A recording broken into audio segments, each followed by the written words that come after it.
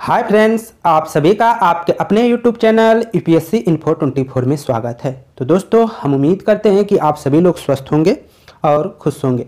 Friends, ये जो video है पीजीटी नागरिक शास्त्र का भाग 171 है। तो अगर आप TGT, PGT, LT grade, GIC और केवीएस एग्जाम की तैयारी कर रहे हैं तो ये वीडियो आपके लिए है। दोस्तों, वीडियो के अंत तक बने रहिए, पेन और कापी ले लीजिए और 15 नंबर तक नंबरिंग कर लीजिए। 15 क्वेश्चन है इस वीडियो में, इसलिए 15 नंबर तक नंबरिंग कर लीजिए और देखिए आप कितना क्वेश्चन सही कर पा रहे हैं। माइनस मार्किंग का भी ख्याल करिए।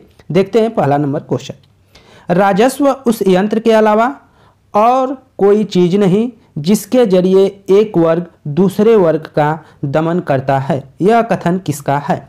क्वेश्चन है कि राजस्व उस यंत्र के अलावा और कोई चीज नहीं जिसके जरिए एक वर्ग दूसरे वर्ग का दमन करता है, यह कथन किसका है ये बताना है आपको।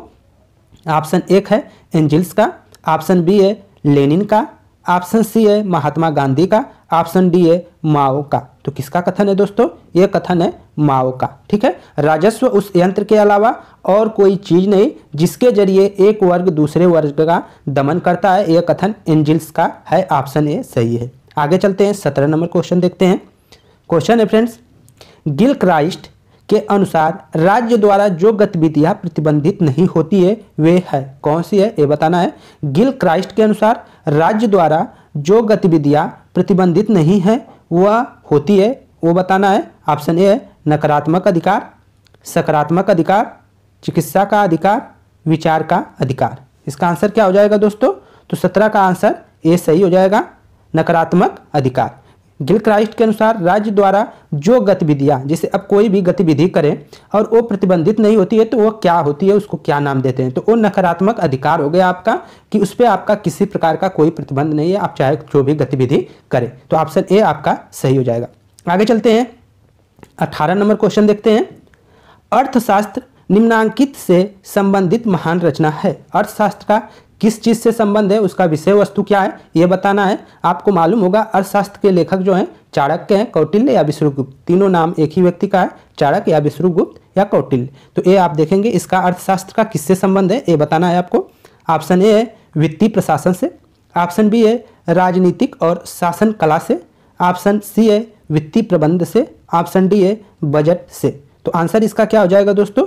18 का बी सही हो जाएगा, राजनीतिक और शासन कला से इसका संबंध है। दोस्तों, ये अर्थशास्त्र, इस पुस्तक का नाम अर्थशास्त्र है, लेकिन ये आर्थिक पे न लिखा गया पुस्तक है, आर्थिक पे नहीं लिखकर यह राज्य व्यवस्था पे लिखी गई पुस्तक है, जो मौर्य काल के शासन के बारे में विस्तार से जिक्र करता है और उस समय के अलावा ये अब के प्रशासन में या किसी भी राजतंत्र में यह क्या है, प्रासंगिक रहा है और अभी तक है। इसके कुछ बातों का अब भी प्रासंगिकता बनी हुई है अर्थशास्त्र का। तो ये राजनीतिक और जो है विधि पर लिखी गई एक पुस्तक है। आगे चलते हैं, 19 नंबर देखते हैं।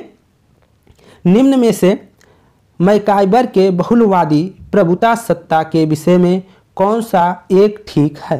निम्नलिखित में मैकाइबर के बहुलवादी प्रभु सत्ता के विषय में कौन सा एक ठीक है ये बताना है। ऑप्शन ए है राज्य और समाज में कोई अंतर नहीं है, ऑप्शन बी है राज्य कानून के अधीन नहीं बल्कि कानून से श्रेष्ठ है, ऑप्शन सी है राज्य प्रभुसत्ता का एकमात्र अधिकारी है, ऑप्शन डी है राज्य अन्य संगठनों की तरह एकमात्र संगठन है।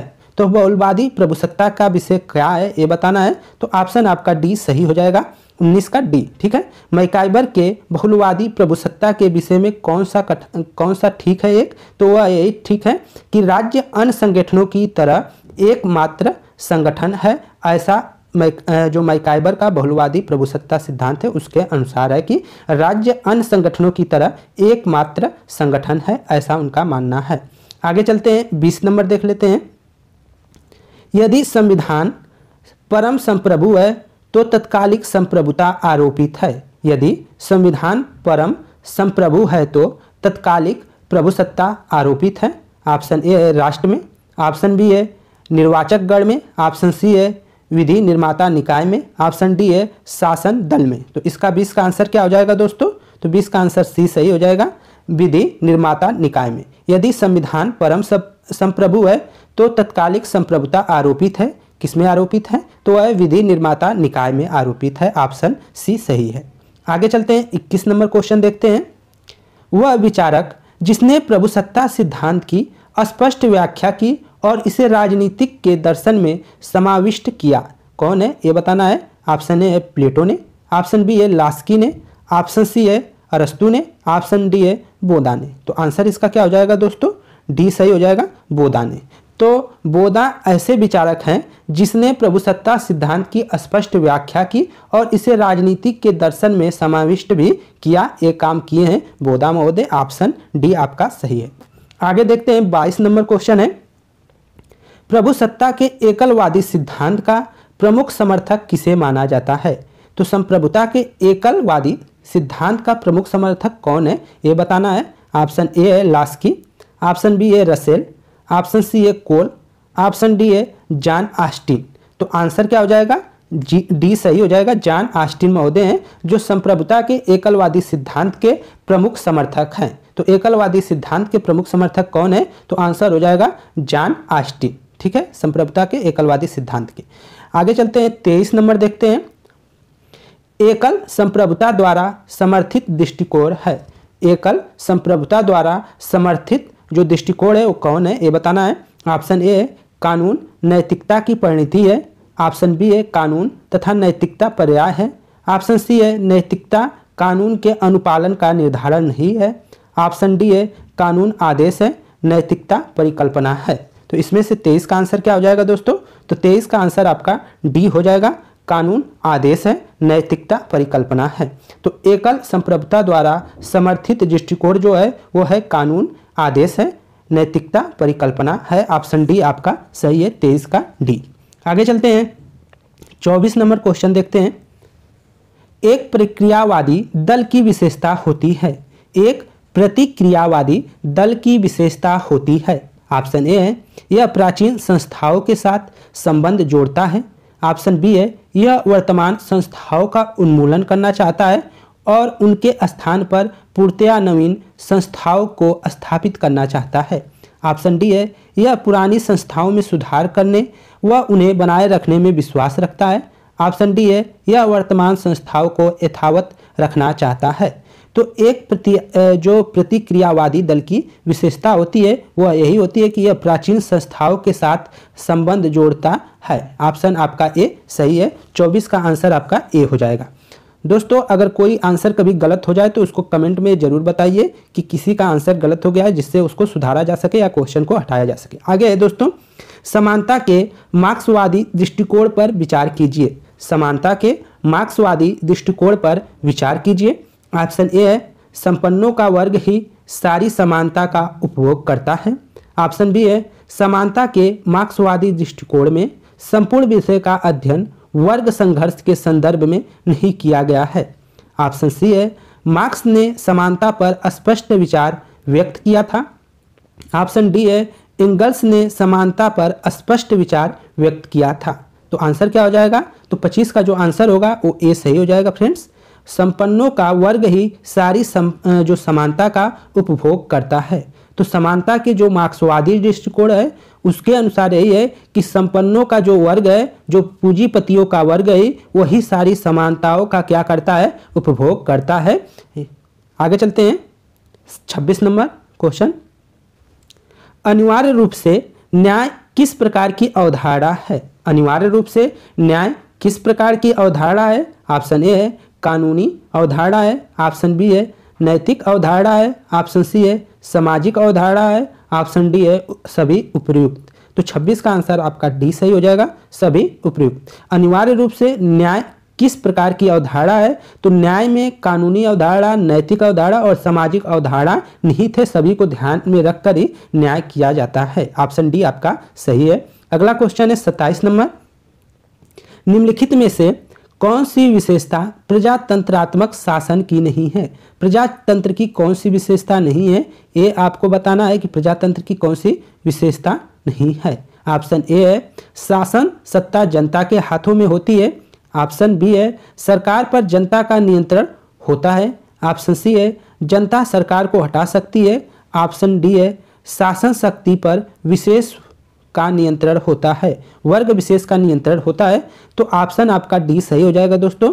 शासन शक्ति पर विशेष वर्ग का नियंत्रण नहीं होता है। प्रजातंत्र में जो होता है वह ये तीनों सही है, लेकिन प्रजातंत्र शासन की विशेषता नहीं है, तो वह यही है कि शासन शक्ति पर वर्ग विशेष का नियंत्रण नहीं होता है। इस पे लोकतंत्र मतलब जनता का शासन होता है। तो ऑप्शन डी आपका सही है।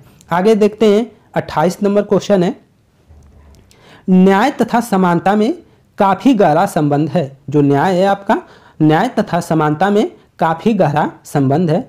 यह दृष्टिकोण किसके साथ संबंध है? इसका जो ये दृष्टिकोण है कि न्याय तथा समानता की काफी गहरा एक दूसरे में संबंध रखते हैं, तो ये दृष्टिकोण किससे है ये बताना है। ऑप्शन ए है व्यक्तिवादियों का, ऑप्शन बी है समाजवादियों का, ऑप्शन सी है आदर्शवादियों का, ऑप्शन डी है अराजकतावादियों का। तो ऑप्शन आपका डी सही हो जाएगा, अराजकतावादियों का। न्याय तथा समानता में काफी गहरा संबंध है, यह दृष्टिकोण अराजकतावादियों का है। ऑप्शन डी आपका सही है। आगे चलते हैं 29 नंबर क्वेश्चन देख लेते हैं। क्वेश्चन है, निम्नलिखित कथनों में से कौन सा कथन सही है? निम्नलिखित कथनों में से कौन सा सही है ये बताना है आपको। ऑप्शन ए है समानता का अर्थ व्यवहार तथा पारितोषिक की पहचान है। ऑप्शन बी है समानता का अर्थ आय की समानता है।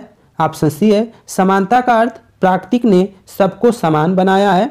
ऑप्शन डी है समानता का अर्थ सभी लोगों को विकास के लिए समान अवसर प्रदान किए जाए। तो ऑप्शन आपका जो होगा ये सही हो जाएगा दोस्तों। ठीक है, समानता का अर्थ व्यवहार तथा पारितोषिक की पहचान है।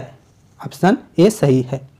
अगला क्वेश्चन 30 नंबर, आर्थिक समानता में निम्नलिखित में से कौन सा अधिकार नहीं आता है? आर्थिक जो समानता है उसमें कौन सा अधिकार नहीं आता है ये आपको बताना है। ऑप्शन ए है नागरिकों को काम करने की अधिकार, ऑप्शन बी है आराम और अवकाश का अधिकार, ऑप्शन सी है पद प्राप्त करने का अधिकार, ऑप्शन डी है वृद्धावस्था और असमर्था में आर्थिक सुरक्षा का अधिकार। तो इसमें से आ जाएगा दोस्तों आपका सी सही हो जाएगा। 30 का सी सही हो जाएगा। पद प्राप्त करने का अधिकार आर्थिक स्वतंत्रता में नहीं आता है, बाकी के सब कहीं ना कहीं जुड़े हैं। जैसे नागरिकों को काम करने के लिए 100 दिन का रोजगार गारंटी योजना दिया जा रहा है। आराम रविवार और शनिवार को कहीं कहीं छुट्टी होती है, शनिवार को भी, और बिकली भी होती है, और गर्मी की छुट्टी होती है, त्योहारों की होती है। और यहाँ पे आप वृद्धावस्था में वृद्धा पेंशन भी इसी के तहत दिया जा रहा है, और इसके बाद जो है कि रिटायरमेंट के बाद भी दिया जाता है। तो ये सब है। तो ये है दोस्तों 15 क्वेश्चन। हम उम्मीद करते हैं कि इसका जो कंटेंट है आप लोगों को अच्छा लगा होगा। अगर कंटेंट अच्छा लगा है थोड़ा भी तो प्लीज़ आप वीडियो को लाइक कर दें, और चैनल पे आप नए हैं तो आपसे रिक्वेस्ट है कि चैनल को जरूर सब्सक्राइब कर लें। तो नमस्कार साथियों, स्वस्थ रहिए, खुश रहिए और पढ़ते रहिए।